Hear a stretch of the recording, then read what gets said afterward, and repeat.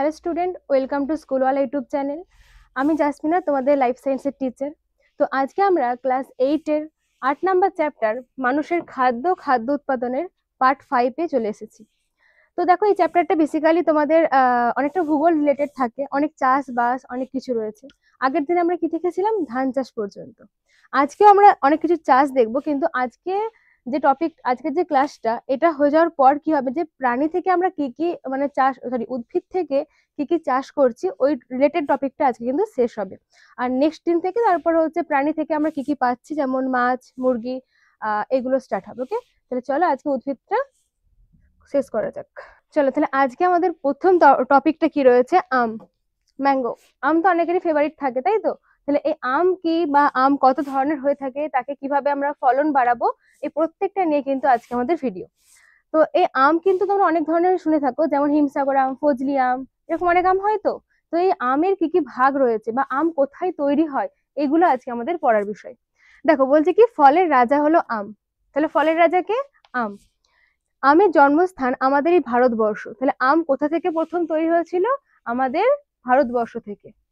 তারপর বলছে পরে আম নিয়ে যাওয়া হয়েছে কোথায় কোথায়, দেখো, শ্রীলঙ্কা, ব্রহ্মদেশ, মালয়েশিয়া, ইন্দোনেশিয়া, পূর্ব ভারতীয় দ্বীপপুঞ্জে। তাহলে প্রথম আম কিন্তু দেখা গিয়েছিল আমাদের ভারতবর্ষে, এবার তারপর তাকে বিদেশে রপ্তানি করা রয়েছে, যেমন শ্রীলঙ্কা, ব্রহ্মদেশ, মালয়েশিয়া প্রভৃতি জায়গায় কিন্তু আমটাকে পাঠানো হয়েছে।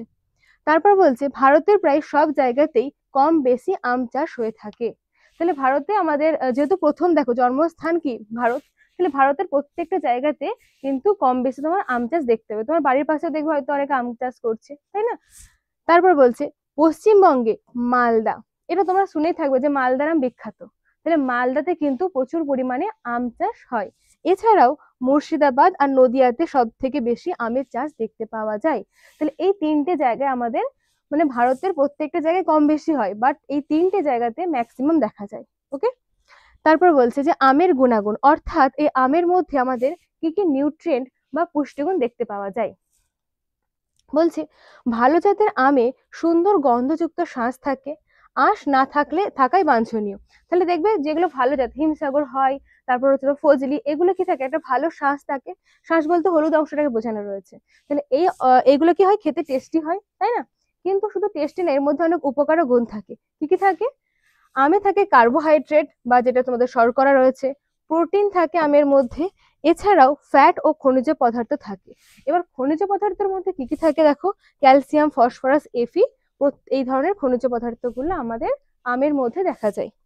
প্রচুর পরিমাণে থাকে ভিটামিন এ, বি কমপ্লেক্স ও সি। এই বি কমপ্লেক্সের মধ্যে এর মধ্যে বি1, বি2, বি3 আরো এরকম ভাবে অনেক ভাগ রয়েছে। তাহলে আমের মধ্যে কি কি রয়েছে? কার্বোহাইড্রেট রয়েছে, প্রোটিন রয়েছে, আর ফ্যাট রয়েছে, আর বিভিন্ন ধরনের খনিজ মৌল রয়েছে।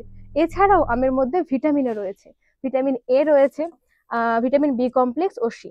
আচ্ছা, সি ভিটামিন কখন দেখতে পাওয়া যায়? যখন আমটা কাঁচা অবস্থায় থাকে। ওকে, সবুজ রং যখন থাকে না, তখন সেখানে টক থাকে, তো সেখানের মধ্যে ভিটামিন সি দেখতে পাওয়া যায়।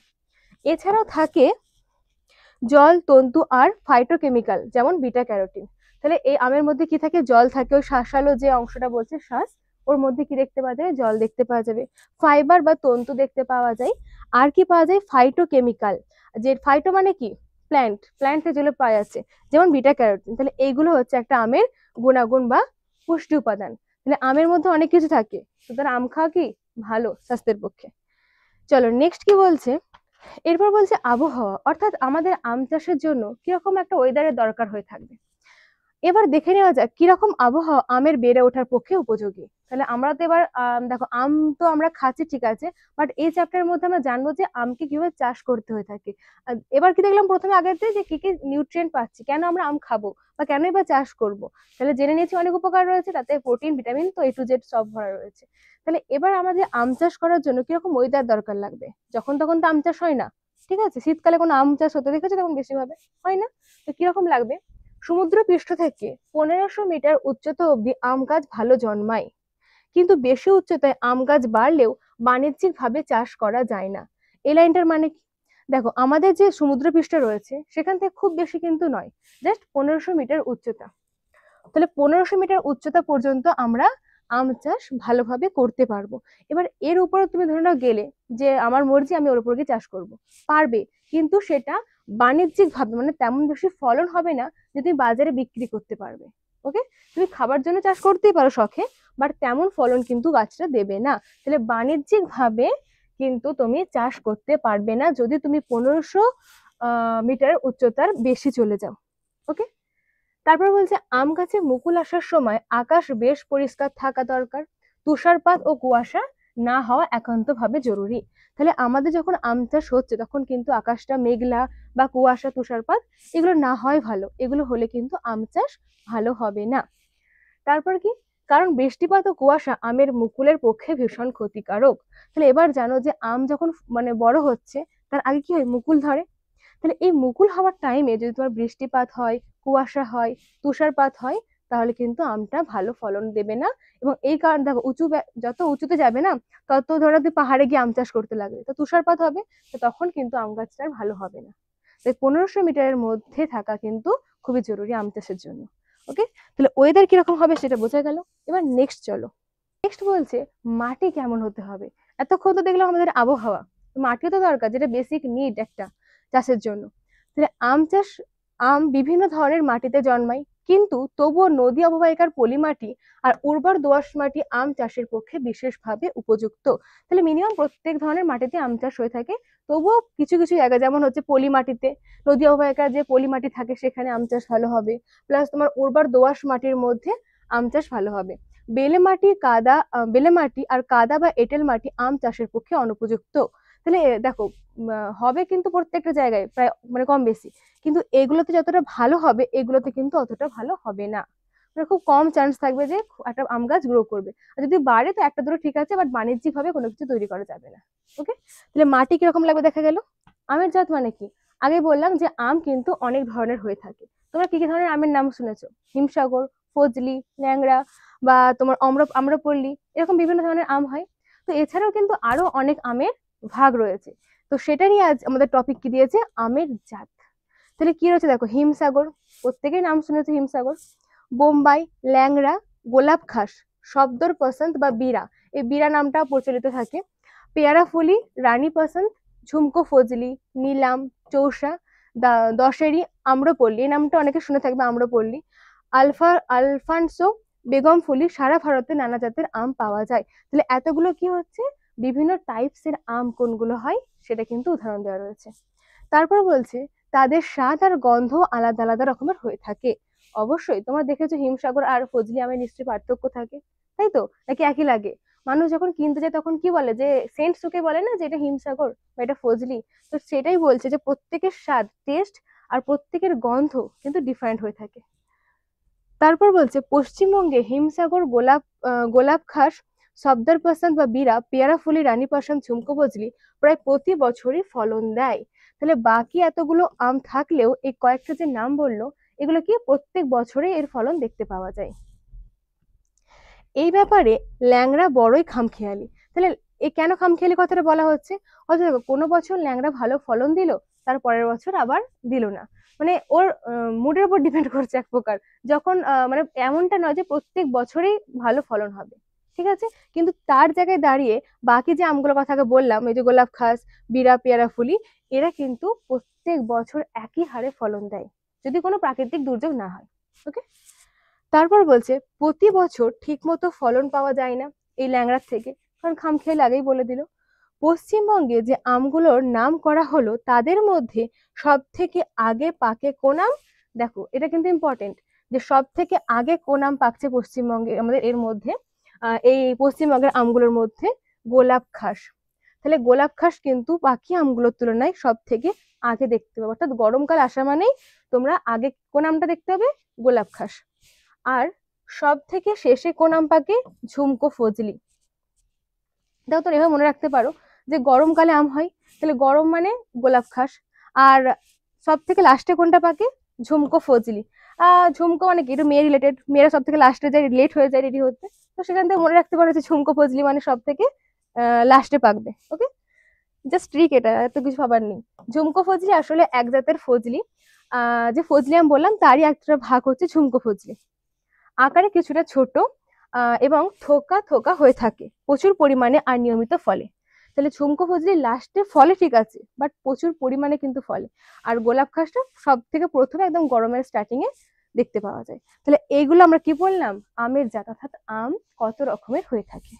এবার বলছে কি বংশ বিস্তার। এটা কিন্তু একটা ভেরি ইম্পর্টেন্ট টপিক, যে আম গাছটা বংশ বিস্তার কিভাবে করে থাকবে। দেখো বলছে বীজ থেকে আমের বংশ বিস্তার করার রেওয়াজ অনেক কাল ধরেই বহুল প্রচলিত।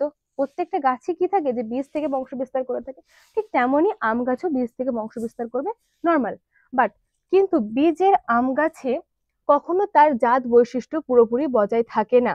একটা ভালো জাতের আমের আঁটি পুতলে যে চারা গাছটা জন্মাবে, তাতে কিন্তু ওই ভালো জাতের সব গুণ বিশিষ্ট আম ফলবে না। তাহলে তুমি ধরো না বাজার থেকে একটা হিমসাগর আম খেলে দিয়ে ওই চারাটা পুঁতলে দিলে, মাটিতে রেখে দিলে, মানে মাটিতে পুঁতে দিলে। এবার তুমি কি ভাবলে যে ওই থেকে যা গাছ হবে সেই একই বৈশিষ্ট্যযুক্ত হবে, কিন্তু সেটা সবসময় হয় না।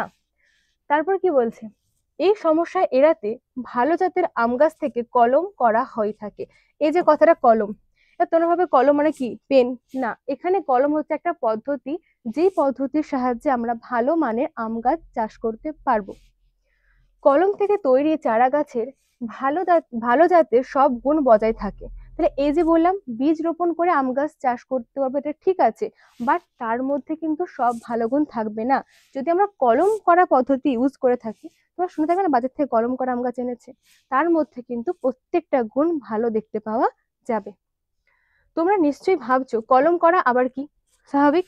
তোমরা হয়তো দেখেছো যে করবী বা জবা গাছের একটা ডাল কেটে মাটিতে পুঁতে দিলে সেখান থেকে নতুন গাছ বেরোয়।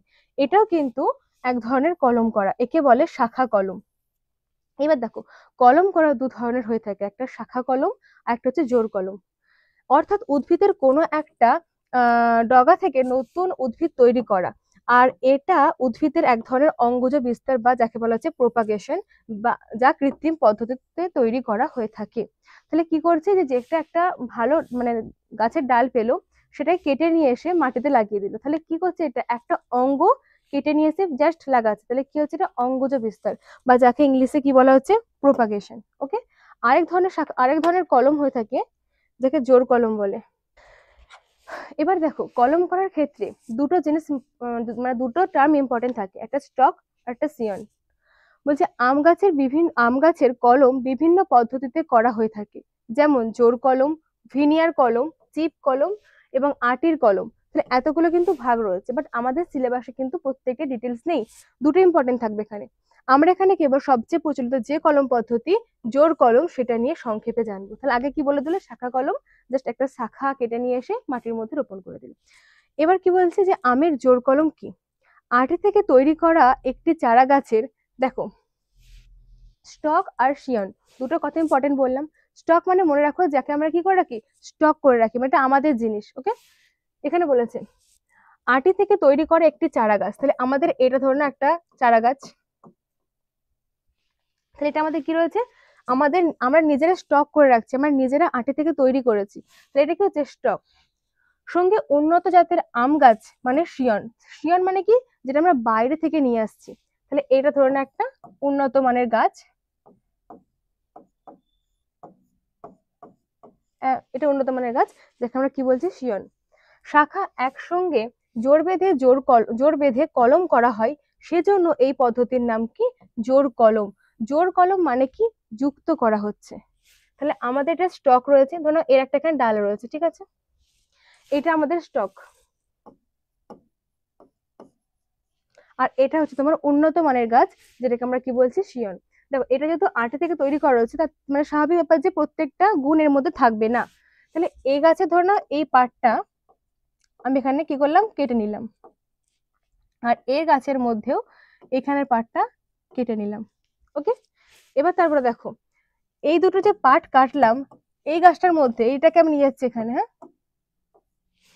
যেখানে ভালো বোঝা যাবে। দেখো এখানে কাটার পর কি হবে, এই পার্টটা আমি জুম করে দেখাচ্ছি।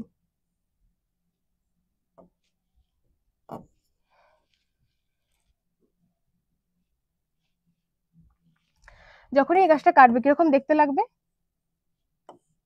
এটা আমার কাটা হয়েছে এখানে, ঠিক আছে। তাহলে এই নিচের পার্টটা, এই পার্টটা কিন্তু বাদ। এবার সেখানে আমি কি করেছি, যে এই গাছটা ছিল এটা যুক্ত করলাম, এটা বড় পাতা মানে জানো ভালো গাছ, মানে জাস্ট দেখানোর জন্য।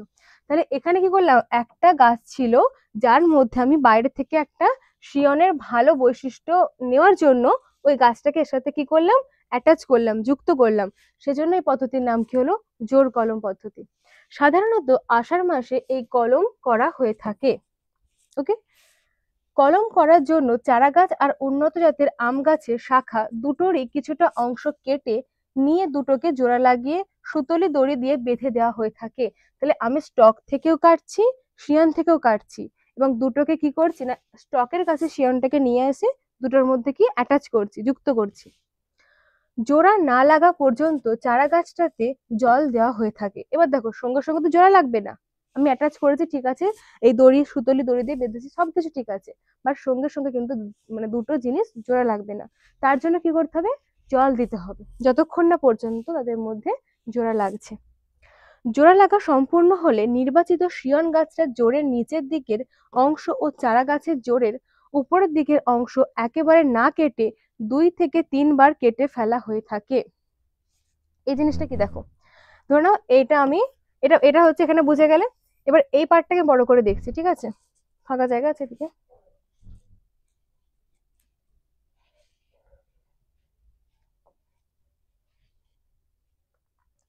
ধরো এটা আমার স্টক গাছ ছিল,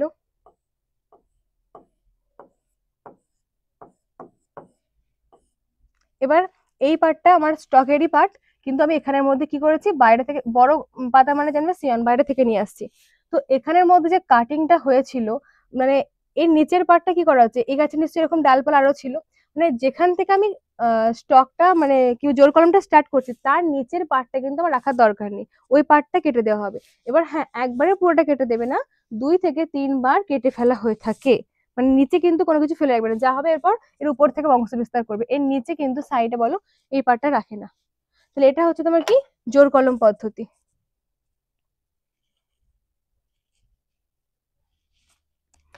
জোর কলম একটা কি বলেছে, জোর কলমের মাধ্যমে তৈরি হওয়া চারা গাছটাকে কয়েকদিনের জন্য ছায়ায় রাখা হয়, তারপর নার্সারিতে লাগানো হয়।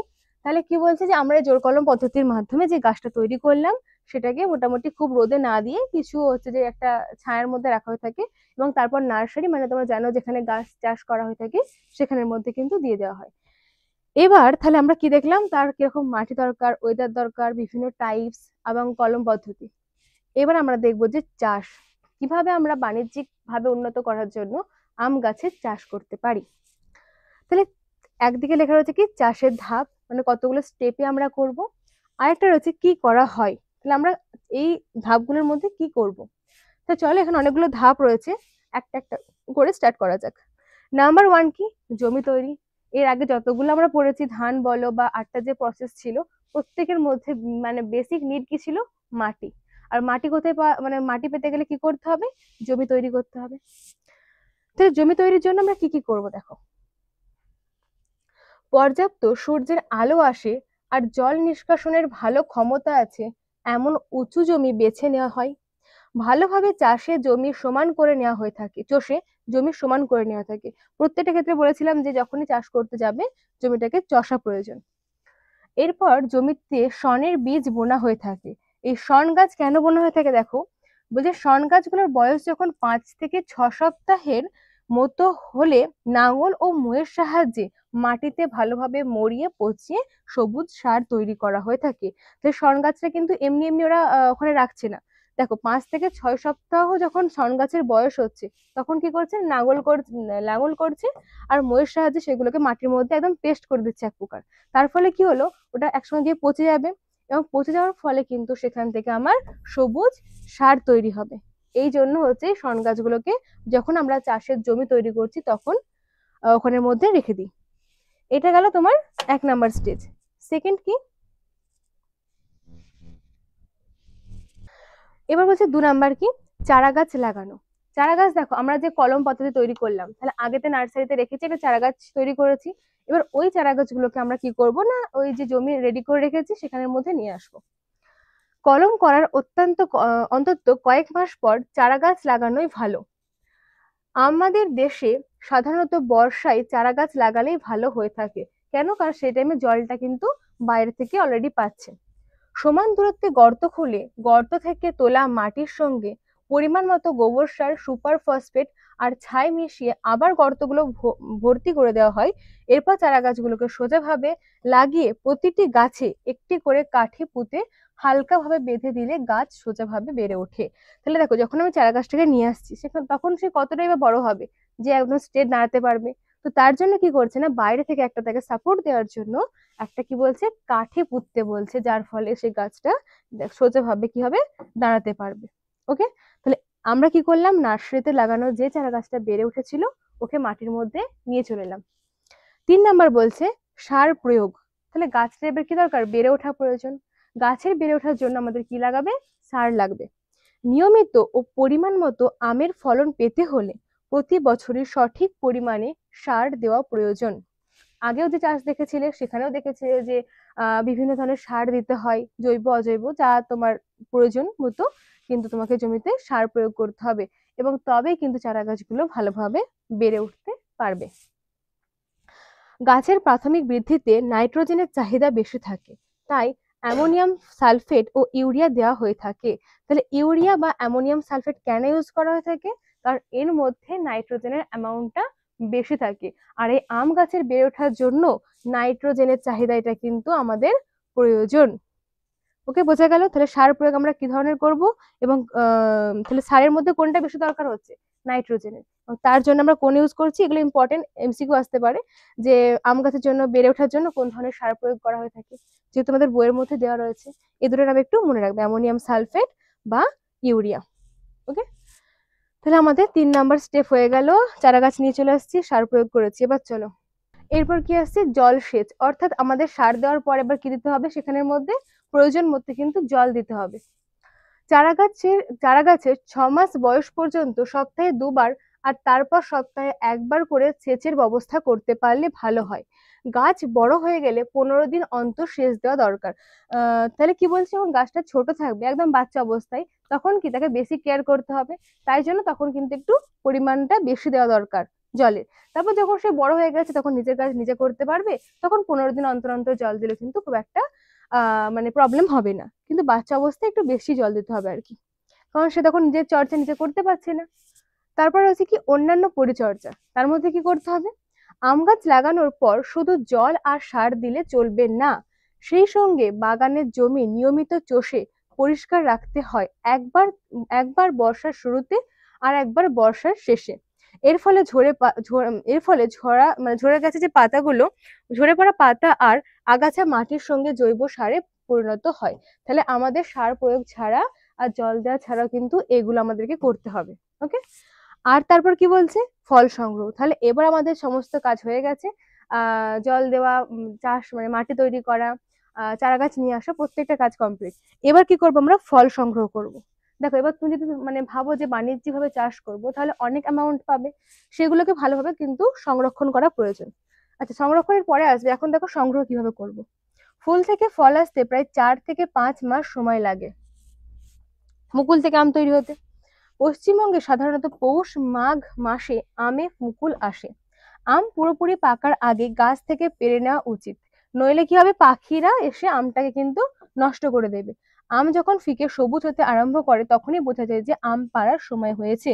তাই যখন আম ধরে তুমি ভাবলে যে গাছে আম হয়েছে, এটা একদম পুরো কমপ্লিট হোক তারপর রাখবো, কিন্তু তখন কি হবে, অলরেডি তোমার পাখি এসে আমটা নিয়ে নেবে। তাহলে তার আগে কি করতে হবে তোমাকে, যখন একদম সবুজ কাঁচা অবস্থায়, তখন নয়, জাস্ট হালকা সবুজ আসছে, ফিকে হচ্ছে কালারটা, তখন কিন্তু আমরা আমটাকে সংগ্রহ করবো। ওকে, তারপর দেখো ফলনের মধ্যে কি বলছে, কলমের আম গাছের পরের বছরই ফুল চলে এলেও 5 বছরের আগে গাছ থেকে ফল নেওয়া উচিত নয়, মুকুল এলে ভেঙে দিতে হয়।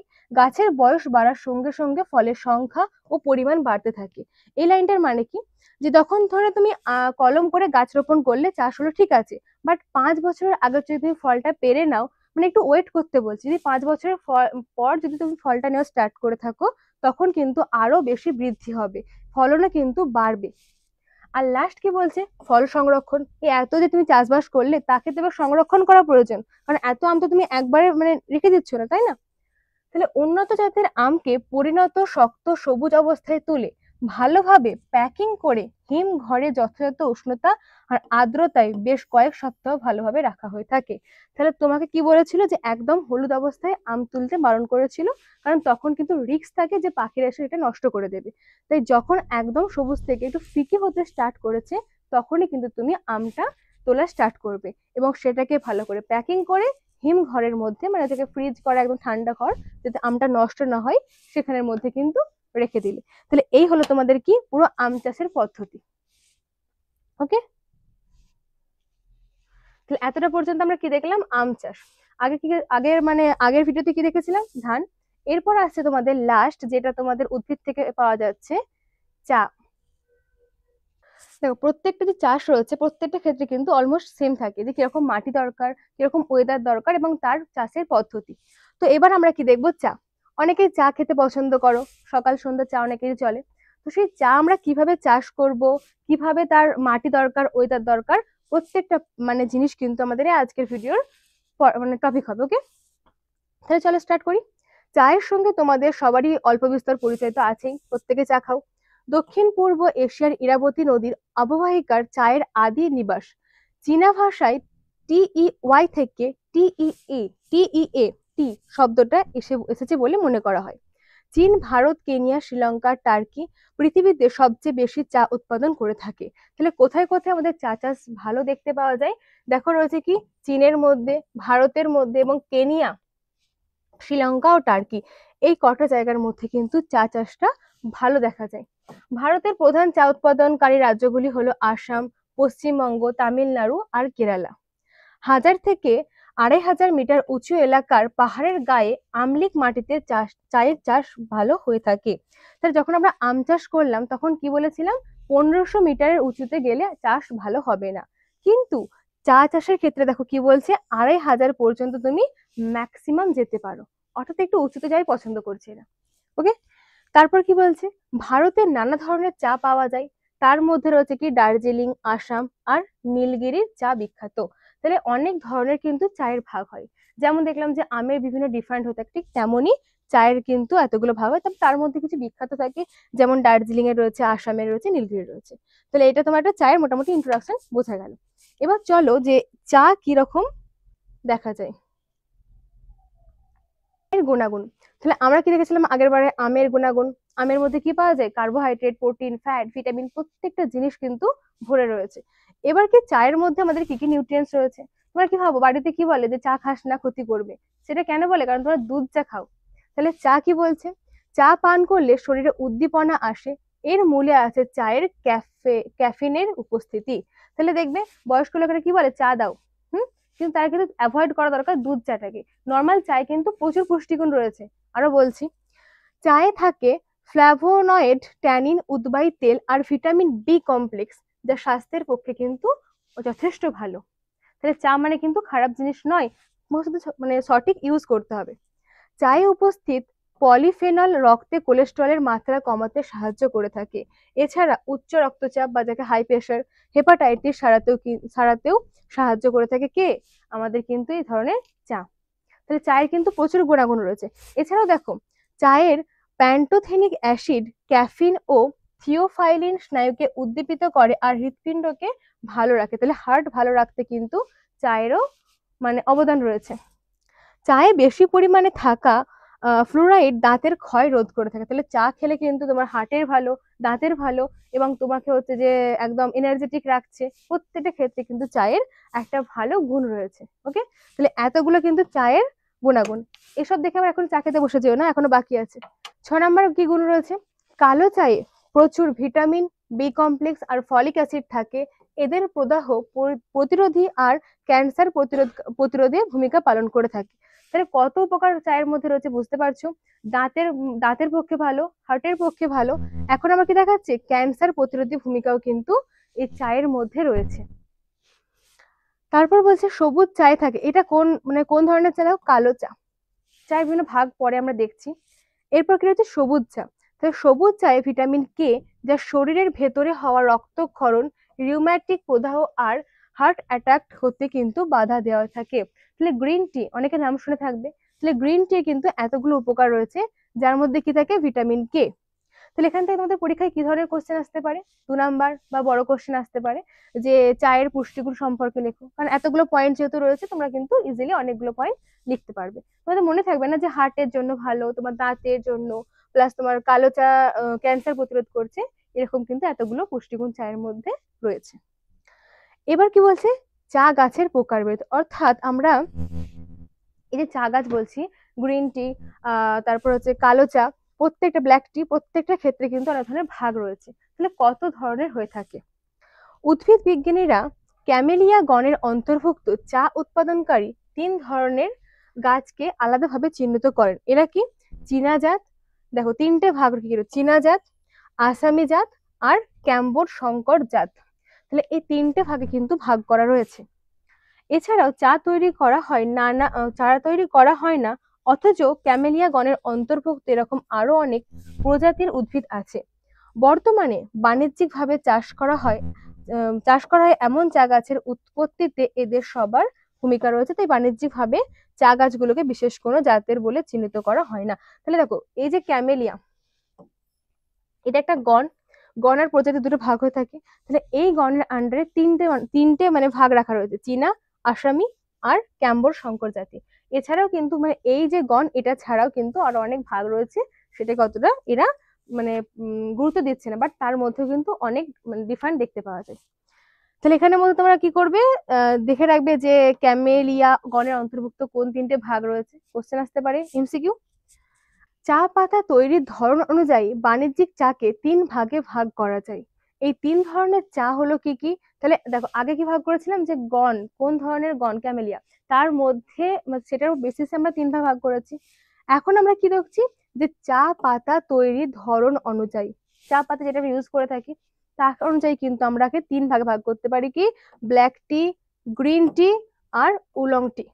সারা পৃথিবীর চা উৎপাদনের প্রায় 75% কি কালো চা বা ব্ল্যাক টি। ওকে, এছাড়াও কি থাকে, গ্রিন টি আর হচ্ছে উলং টি। তাহলে এই দুটো নাম তোমরা কমনলি শুনে থাকবে, কালো ব্ল্যাক টি আর কি গ্রিন টি, এগুলো ম্যাক্সিমাম মানে প্রচলিত থাকে। তার মধ্যে আবার কালো টিটা 75% দেখতে পাওয়া যায়। ওকে, দেখো এখানে চা চাষের বিভিন্ন পদ্ধতি দেওয়া রয়েছে, পাহাড়ি এলাকায় চাষ করা হয়ে থাকে। আচ্ছা, এবার নেক্সট চলো, নেক্সট কি বলছে, বংশ বিস্তার, অর্থাৎ এই চা গাছকে আমরা কিভাবে আরো গ্রো করাবো। ওকে, কিভাবে এটা বংশ বিস্তার করবে। বীজ থেকে বা উদ্ভিদ অঙ্গ থেকে এই 2 ভাগে কিন্তু চা গাছের বংশ বিস্তার করানো হয়ে থাকে। তাহলে আম গাছের ক্ষেত্রে দেখেছিলে যে বীজ থেকে চাষ করানো যাচ্ছে, ঠিক তেমনই চা গাছের ক্ষেত্রেও কিন্তু বীজ থেকে চাষ করা পসিবল হবে। এছাড়া একটা কি, উদ্ভিদের অঙ্গ থেকে, যেমন ভাবে আম গাছে কি করেছিল, একটা পাট কেটে নিয়ে গিয়ে জোর কলম শাখা কলম প্রত্যেকটা ভাগ করেছিল, ঠিক তেমনই এরও কিন্তু অঙ্গ থেকে কিন্তু চাষ করা পসিবল হবে। ওকে, তারপর কি বলছে, বীজ থেকে। তাহলে বীজ থেকে প্রথমে দেখবো যে আমরা বীজ থেকে কিভাবে একটা চা গাছ তৈরি করতে পারবো। ভালো জাতের সুস্থ সবল আর সতেজ বীজ বেছে নেওয়া হয়। তাহলে বীজ থেকে তৈরি করছি মানে এটা তোমার অবশ্যই দরকার যে আমাদের একদম ভালো বীজটা দরকার, সুস্থ দরকার, সবল। এবার বীজ কিভাবে চেক করা হয় সেটা দেখেছিলে তোমরা, জলের মধ্যে রেখে কিভাবে উপরে মানে খারাপগুলো ভেসে আসে, বিভিন্ন পদ্ধতি রয়েছে। তাহলে আমাদের কি কাজ হয়ে গেছে, বীজ বাছাই করা হয়ে গেছে। নেক্সট কি বলছে, এরপর বালির উপরে বা স্যান্ড বেড বীজগুলোর অঙ্কুরোদ্গম ঘটানো হয়ে থাকে। তাহলে এদের অঙ্কুরোদ্গম ঘটানোর জন্য কি দরকার, বালি দরকার। জলের কিন্তু ক্ষেত্রে প্রয়োজন নেই যে জলের মধ্যে রাখলে অঙ্কুরোদ্গম ঘটবে, যেমন ছোলার ক্ষেত্রে তোমরা দেখে থাকো, তেমনটা কিন্তু নয়। এদের কি দরকার, বালি দরকার। তাহলে বালির উপর রেখে কিন্তু চা গাছের বীজগুলোর অঙ্কুরোদ্গম ঘটানো হয়ে থাকে। অঙ্কুরিত বীজগুলোকে পলিথিনের প্যাকেটে নার্সারি বাগিচায় স্থানান্তরিত করা হয়। নার্সারি বাগিচায় জল নিষ্কাশনের ভালো ব্যবস্থা থাকা দরকার, কারণ জল যদি জমে যায় তাহলে সেক্ষেত্রে কিন্তু চা গাছ ওখানে মারা গেল, আর হবে না। ওকে, মাথার উপর সামিয়ানা খাটিয়ে বা প্যান্ডেল তৈরি করে ছায়া দেওয়ার ব্যবস্থা করা হয়ে থাকে। তাহলে তোমরা একটা জিনিস ক্লিয়ার হচ্ছে এখান থেকে, যে চা গাছের জন্য একদম মানে প্রচুর অ্যামাউন্টে জল দেওয়া বা ডিরেক্ট সানলাইট দেওয়া দুটো কিন্তু খুব একটা ভালো নয়। ওকে, 15 থেকে 18 মাস পরে, প্রায় 1 বছরের উপরে চলে যাচ্ছে, চারা গাছগুলো অন্য জায়গায় স্থানান্তরের জন্য প্রস্তুত করা হয়ে থাকে। তো যখন আমরা একদম নার্সারি অবস্থায় রাখছি তখন কিন্তু কোনো ডিরেক্ট সানলাইট বা জল কিন্তু সেখানে এক্সেসিভ মাত্রায় বা অতিরিক্ত মাত্রায় দেওয়া যাবে না। তো এটা কি হচ্ছে তোমার বীজ থেকে কিভাবে চা গাছ তৈরি করবে। এরপর সেকেন্ডে আছে কি অঙ্গজ বিস্তার। অঙ্গজ মানে কি, কোন একটা অঙ্গ থেকে কিভাবে আমরা চারা গাছটা তৈরি করতে পারি। পর্ব থেকে, মামা এখানটা কেটে যাচ্ছে না, ওকে, তাহলে এবার হচ্ছে অঙ্গজ বিস্তার। অঙ্গজ বিস্তার মানে কি, যে আমরা কিভাবে কোনো অঙ্গ থেকে, মানে একটা পার্ট থেকে কিভাবে আমরা চারা গাছটা তৈরি করব। পর্ব থেকে কেটে নেওয়া শাখা অঙ্গজ বিস্তারের জন্য ব্যবহার করা হয়ে থাকে। তারপর কি, ছায়া নেই এমন জায়গায়, দেখো তাহলে এখানেও কিন্তু ব্যাপারটা কি দরকার, যে ছায়া নেই এমন জায়গায় জন্মানো আর পাতা তোলা হয় না এমন চা গাছের ঝোপ থেকে শাখা কেটে নেওয়া হয়। অঙ্গজ বিস্তার মানে কিন্তু কাটাকুটির ব্যাপার আসবে, কোনো একটা পার্ট থেকে এখান থেকে কিন্তু কাট হবে। ওকে, তাহলে কি বলছে, কোন একটা হ্যাঁ ঝোপ থেকে শাখা কেটে নেওয়া হয়। সাধারণত সকালে আর সন্ধ্যায় এই কাজটা করা হয়ে থাকে। সাধারণত 3 থেকে 4 সেন্টিমিটার লম্বা শাখা কাটা হয়, যাতে একটা পাতা ও একটা পাতা আর একটা ফোলা সুপ্ত কাক্ষিক মুকুল আছে।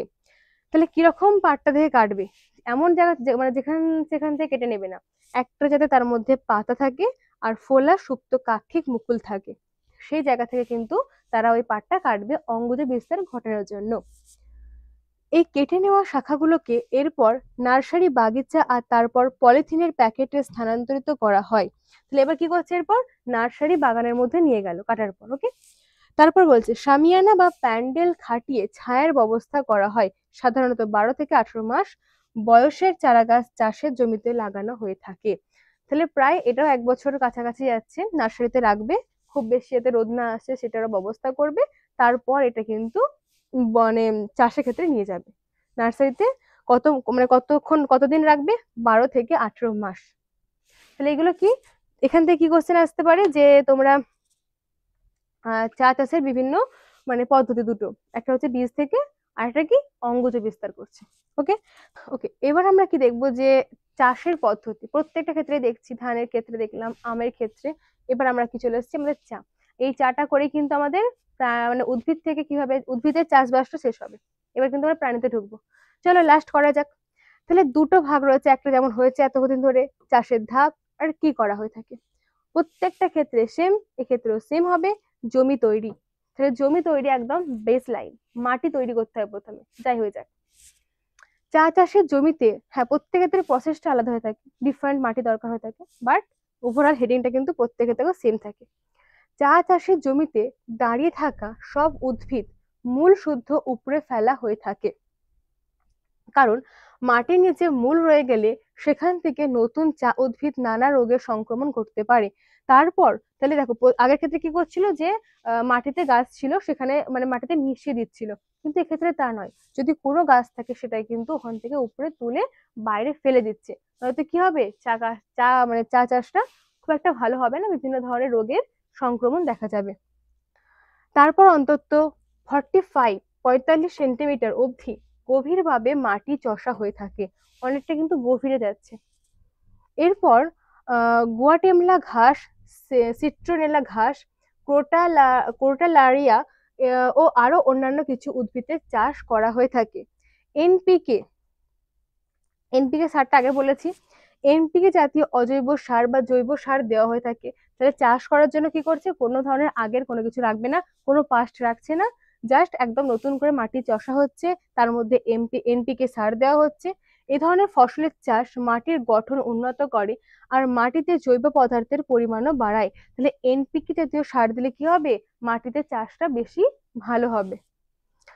এইসব ফসলের উপস্থিতি মাটিতে থাকা বহু রোগ সৃষ্টিকারী জীবাণুদের মেরে ফেলতে বা নিষ্ক্রিয় করতে সাহায্য করে থাকে। এরপর এই উদ্ভিদগুলোকে সরিয়ে দিয়ে চা গাছের চারা রোপণ প্রস্তুতি শুরু করা হয়। তাহলে বোঝা গেল যে আমরা জমি তৈরির জন্য আগে যা ছিল বার করে দিচ্ছি, এনপিকে সার দিচ্ছি, যার ফলে কিন্তু এই তিনটে অ্যামাউন্ট মাটির মধ্যে বাড়ছে এবং চা চাষের পক্ষে উপকারী হচ্ছে। সেকেন্ড দেখো রয়েছে কি চারা গাছ রোপণ। তাহলে চারা গাছ আমরা আগে তৈরি করেছিলাম, ওই 12 থেকে 18 মাসের জন্য রেখে আসছিলাম ওদের নার্সারির কাছে। এবার আমরা কি করবো, মাটির মধ্যে সেটা নিয়ে চলে আসবো। এতদিন কি করে চারা গাছগুলোকে খুবই কেয়ারিং দিয়ে, একদম খুব বেশি জল দিচ্ছি না, একটা ছায়ার মধ্যে রেখে বড় করেছি। এবার তাকে আমরা মেন ফিল্ডে নিয়ে আসছি।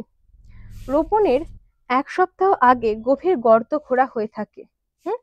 এরপর গর্তগুলোকে জমির উপরের স্তরের মাটি, যাকে টপ সয়েল বলা হচ্ছে, দিয়ে ভর্তি করে 12 থেকে 18 মাসের চারা গাছগুলোকে পোতা হয়ে থাকে।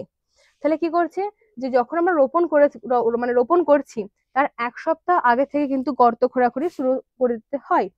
তারপর ওই গর্তগুলো জমির ওপরের স্তরের মাটি, মানে দেখো যদি মাটির অনেকগুলো দিকে পরে জানবে ভূগোলে রয়েছে অনেক লেয়ার থাকে, তো যে টপ লেয়ার রয়েছে টপ সয়েল, সেটা দিয়ে কি করা থাকে, ওই যে গর্ত করছিল সেগুলোকে ভর্তি করে দেয়। তারপর আগে নার্সারির মধ্যে বড় করতে দিয়ে আসছিলাম বাচ্চাগুলোকে, 12 থেকে 18 মাস, তারা এখন বড় হয়ে গেছে। তো সেগুলোকে নিয়ে এসে আমরা ওই যেখানে ধরো ভরাট করেছি টপ সয়েল দিয়ে মানে ভর্তি করেছি, এখানের মধ্যে কি করব, ওই চারা গাছগুলোকে লাগিয়ে দেব। চারা গাছগুলোর গোড়ার চারধারে ভেজা পাতা, খড় ইত্যাদি রাখা হয়ে থাকে, কারণ যার ফলে সেখান থেকে কিছুটা সার পেতে পারে। ওকে, তাহলে এতক্ষণ আমরা কি দেখলাম, দুটো ধাপ দেখলাম, জাস্ট মাটি তৈরি করেছি আর চারা গাছগুলোকে ওই মাটির মধ্যে নিয়ে এসেছি। তাহলে 3 নম্বরে কি বলা হচ্ছে, ছায়ার ব্যবস্থা। ছায়ার ব্যবস্থা মানে কি, যে ক্ষেত্রে কিন্তু খুব বেশি তোমাকে ডিরেক্ট লাইট দেওয়া যাবে না।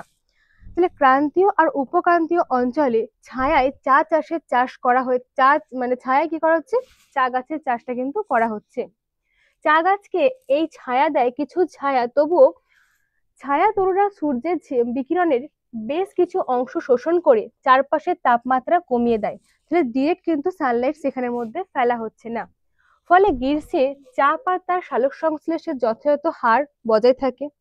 ছায়া তরুর পাতা মাটিতে পড়ে মাটির জৈব পদার্থের পরিমাণও বাড়িয়ে দেয়। তাহলে যেই গাছগুলো আমরা ছায়া দেওয়ার জন্য ইউজ করছি, সেই গাছের পাতা যখন মাটির মধ্যে পড়ছে, তখন কি হচ্ছে, সেখান থেকে এক প্রকার সার পাচ্ছে, তাহলে ডবল লাভ হচ্ছে কিন্তু। নেক্সট কি, সিলভার ওক জাতীয় গাছ ছায়া তরুর কাজ করে থাকে। তাহলে এই জাতীয় গাছ ইউজ করার ফলে কি হচ্ছে, দুটো ফায়দা হচ্ছে। 1 নাম্বার, সে একটা আমাকে ছায়া দিচ্ছে। 2 নাম্বার, যখন সেই গাছটার পাতা পড়ছে তখন কিন্তু সেটা আমরা সার হিসাবে ইউজ করতে পারছি।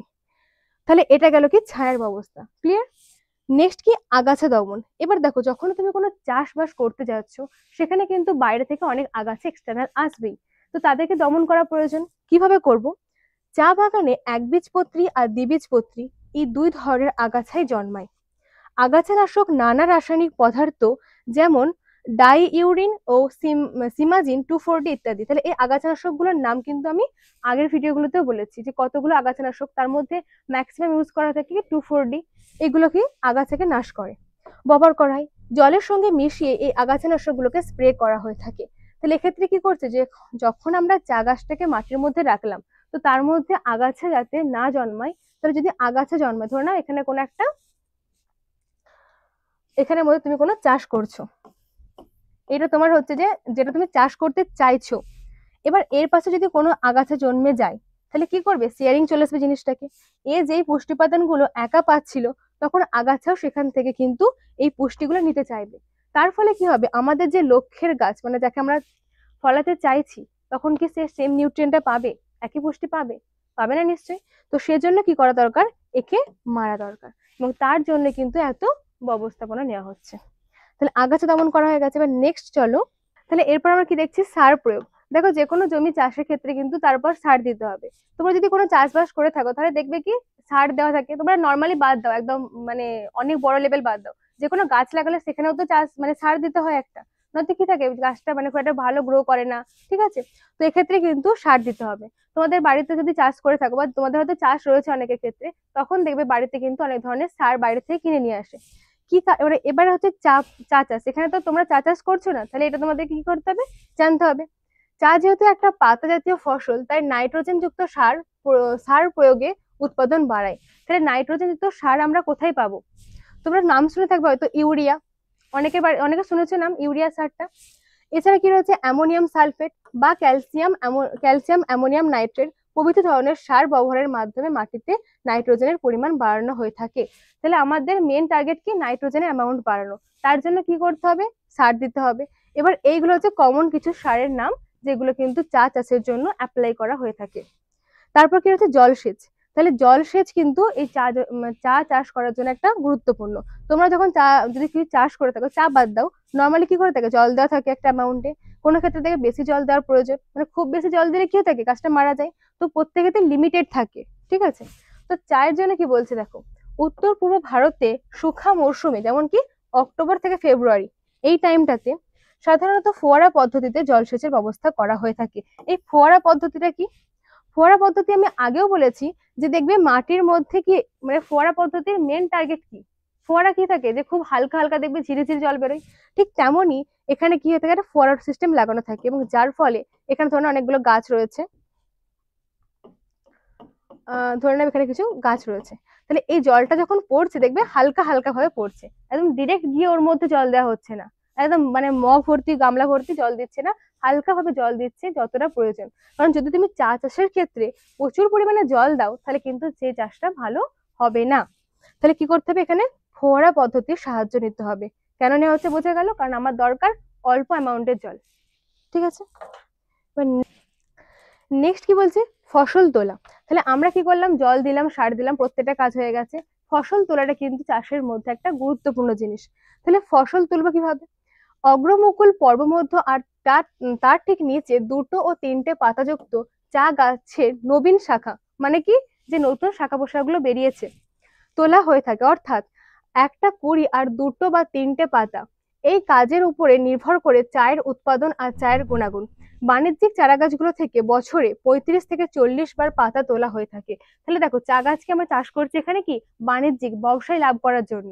ঠিক আছে, তাহলে এই ব্যবসায় লাভ করার জন্য কি বলছে, যে বছরে 35 থেকে 40 বার পাতা তোলা হয়ে থাকে, এবং এক একবার প্রতিটি গাছ থেকে 10 থেকে 15 গ্রাম পাতা তোলা হয়ে থাকে। তাহলে একবারে এখান থেকে কি বুঝতে পারলে, একবারে সব পাতাগুলো তুলে নিচ্ছে? তুলছে না। কতবার তুলছে দেখো, 35 থেকে 40 বার, মানে ধাপে ধাপে তুলছে। মানে একবার তুললো কতটা করে তুলছে, 10 থেকে 15 গ্রাম। ওকে, তাহলে এখানে আমার দুটো ইম্পর্টেন্ট পয়েন্ট এমসিকিউ আসতে পারে, যে আমরা চা গাছ থেকে বাণিজ্যিকের জন্য কতবার তুলতে পারি। 1 নম্বর এখানে পয়েন্ট কি রয়েছে, 35 থেকে 40 বার। কতটা অ্যামাউন্টে তুলতে পারি, 10 থেকে 15 গ্রাম পাতা তোলা হয়ে থাকে। লাস্ট কি বলছে, চা পাতা তৈরি। তাহলে চা পাতা আমরা কত ধরনের দেখেছি, আগে পড়লাম 3 ধরনের, গ্রিন, ব্ল্যাক আর উলং। তো এই চা পাতা আমরা কিভাবে তৈরি করব? চা গাছ থেকে তোলা পাতা কিন্তু চা তৈরির জন্য উপযুক্ত নয়। তাহলে চা গাছ লাগিয়েছি, ডিরেক্ট পাতা নিয়ে এসে তুমি সেখান থেকে চা করতে স্টার্ট করে দিলে, এটা কিন্তু নয়। কি বলছে, তোলার পরে নানা রকম পরিবর্তনের মধ্য দিয়ে যাওয়ার পরে কিন্তু চা পাতা চা তৈরির উপযুক্ত হয়ে থাকে। তাহলে তুমি চা গাছ মানে রোপণ করলে, একদম ভালো চা গাছ হয়েছে, ডিরেক্ট সেখান থেকে চা পাতাগুলো তুলে নিয়ে চা করতে লেগে গেলে, এটা কিন্তু নয়। আরো অনেক প্রসেস হয়। প্রসেস মানে কি, যে একে অনেক কি মানে বাছাই ছাঁটাই করা থাকে, অনেক পদ্ধতিতে অনেক কেমিক্যাল ইউজ করা থাকে, যার ফলে তুমি আলটিমেটলি গিয়ে ব্ল্যাক টি বলো বা কালো চা, গ্রিন টি, এগুলো পেয়ে থাকো। ওকে, তো এটা কি হলো, চা পাতা তৈরি। এরপর বলছে, এরপর কি রয়েছে, চায়ের গুণাগুণ পরীক্ষা। তাহলে আমাদের এতক্ষণ পর্যন্ত একদম সব কমপ্লিট হয়ে গেছে, চা চাষ হয়ে গেছে, চা পাতাও এবার তৈরি হচ্ছে। এবার আমরা চায়ের কিভাবে কি গুণাগুণ রয়েছে সেটা কিভাবে আমরা দেখব। চা পাতা তৈরির একটা গুরুত্বপূর্ণ ধাপ হলো চায়ের স্বাদ পরীক্ষা করে দেখা। বিক্রির আগে অভিজ্ঞতা সম্পন্ন চা পরীক্ষকরা চায়ের স্বাদ, বর্ণ, গন্ধ পরীক্ষা করে দেখেন। তাহলে আমি কি বললাম, যে প্রত্যেকটা চা কিন্তু ডিফারেন্ট হয়ে থাকে। ব্ল্যাক টি আর গ্রিন টি দুটোর মধ্যে কিন্তু ডিফারেন্ট রয়েছে। তাহলে এই যে টি গুলোর কথা বলছি, চা পাতা, তার প্রত্যেকটা স্বাদ কিরকম হবে, তার কি কি পুষ্টিগুণ রয়েছে, প্রত্যেকটা কিন্তু তার জন্য কে থাকে আমাদের, তার জন্য কি রয়েছে, অভিজ্ঞ সম্পন্ন চা পরীক্ষকেরা রয়েছে। তারা কি কি টেস্ট করবে, স্বাদ দেখবে, কি কি টেস্ট রয়েছে, কি বর্ণ, কি কালার, গ্রিন, ব্ল্যাক না কি আছে, গন্ধ কিরকম, সেটা কিন্তু টেস্ট করে তারপরে কিন্তু সেটা হচ্ছে তোমার মার্কেটিং এ পাঠানো হবে। ওকে, তাহলে এগুলো কি হলো, তোমার চায়ের প্রত্যেকটা স্টেপ। এই 9 নম্বরে এসে কিন্তু আমার চায়ের স্টেপ কমপ্লিট। তাহলে আজকে আমরা কি দেখলাম, তো আজকে ভিডিও পর্যন্ত। আজকে আমরা প্রথমে কি দেখলাম না, আমাদের আম চাষের জন্য কিরকম ওয়েদার দরকার, কিরকম মাটি দরকার, বা তার চাষের পদ্ধতি। তাহলে আম একটা গুরুত্বপূর্ণ খাবার, যেটা তোমরা অনেকে পছন্দ করে থাকো। তার বিভিন্ন ভাগ বললাম, হিমসাগর থেকে স্টার্ট করে ফজলি, ন্যাংরা, প্রত্যেকটা আম। আর তারপরে কি দেখলাম, চায়ের কিন্তু প্রচুর গুণাগুণ রয়েছে। তো বাড়িতে অনেক সময় কি বলে, চা খাস না বেশি, বারণ করে এই কারণে, কারণ তোমাদেরকে মিষ্টি, দুধ, এসব অনেক কিছু অ্যাড করে দাও। কিন্তু সেগুলো বাদ দিয়ে তুমি যদি একদম জাস্ট চাটাকে অরিজিনাল খাও, ওই জল আর চিনি কম, তাহলে কিন্তু এটা কিন্তু তোমার হার্ট, দাঁত, প্রত্যেকটা ক্ষেত্রে কিন্তু গুরুত্বপূর্ণ। আমি বললাম ভিডিওর মধ্যে। তো আজকে ভিডিও পর্যন্তই, দেখা হবে পরের দিন। পরের দিন আমরা স্টার্ট করব প্রাণীর পার্টটা। আজকে উদ্ভিদ এখানেই শেষ। Thank you, by.